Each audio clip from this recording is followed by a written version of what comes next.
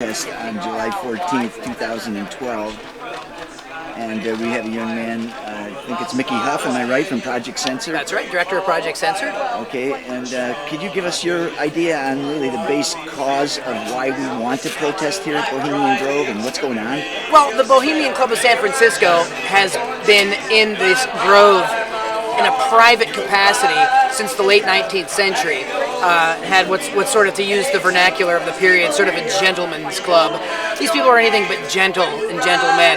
They have excluded women since the early 20th century, but beyond their other misogynistic tendencies, we're talking about the occupiers of the planet. We're talking about the plutocracy and the corporatocracy. We're talking about the people that have stolen the commons and appropriated the wealth of the world for themselves.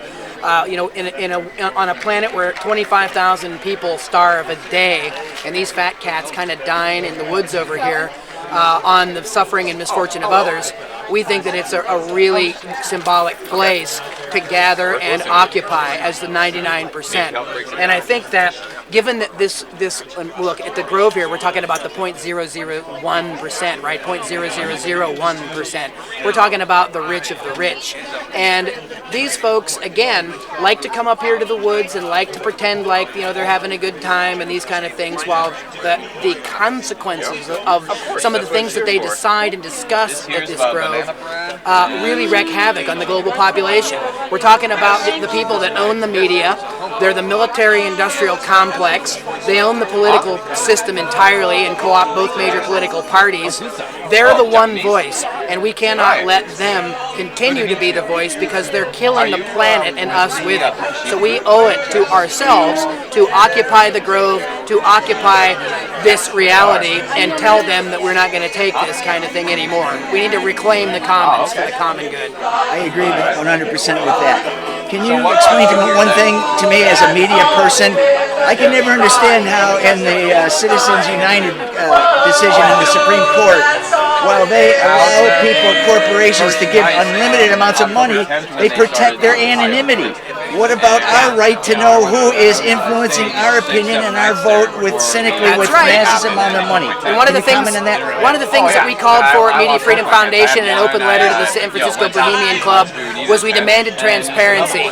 And what we mean is not just transparency of what they do at their speeches and talks at their club, but we're talking about in corporate boardrooms where these conspiracies really take place to unleash wars against humanity, to stack the political deck, to create the illusion that the system works for the people, when in fact the system has now made corporations people and calls money free speech.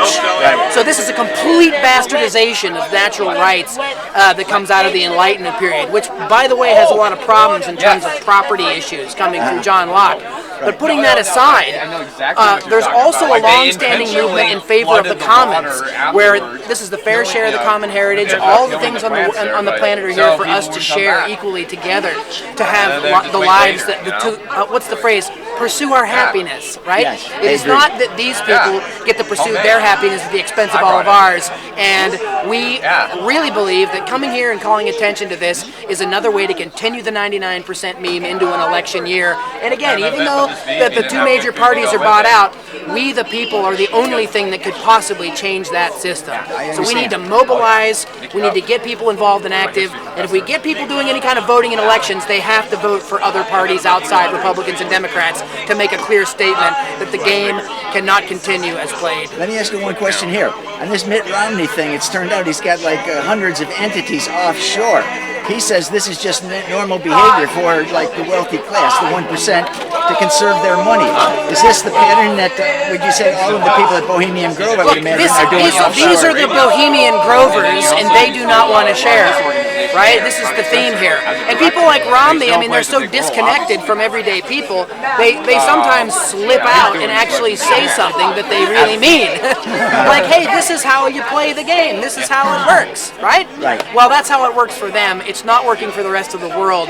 And, if we don't really get our act together, we may not have one to save. I think one example of how the 1%ers control the whole political system is the way the tax system works. If they have offshore evasion of tax, they call it tax avoidance, and that's not illegal. But if we try and open up a bank account in our daughter's name or something, they call it tax evasion, and we do hard time. I'm talking about the 99%. Well, look, there's two tiers in the justice system. There's two tiers in the justice system. There's two tiers. There's two sets of rules for this. And what we're saying is no, there should be one set, and we should all be playing by the same rules. And that's why we occupy. I agree. Can you ask just one more question on the environment? They call themselves conservatives. They're trying to spoil the air. They're poisoning the water. They're not conserving very much. very No regulation. They want to save nothing. Where do they get the ability to putrefy the language? Is it because they own all the media? This is called propaganda, and this is how they distort and abuse the language to conceal their interests and to conceal their actions, and they use the megaphone of the corporate media to trumpet their lies to the public, to deceive as many people as possible, which enables them to continue their reign. One last media question, please, Mickey. The owner, Rupert Murdoch, owns Fox News, which is virulently against normal people getting anything, even like food stamps or anything else.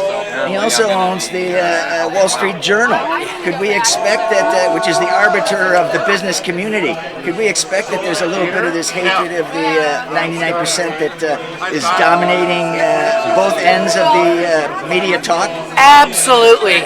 And corporate media is completely trashed the Occupy movement. They tried to ignore them, then they sensationalized and trivialized them, attacked them, and now you'll see, even here at the Grove today, the local major paper, the Press Democrat from Santa Rosa, they ran a front page cover that said that the people in Monte Rio don't want the protesters here, and they're kind of over the whole thing. They interviewed 2 people.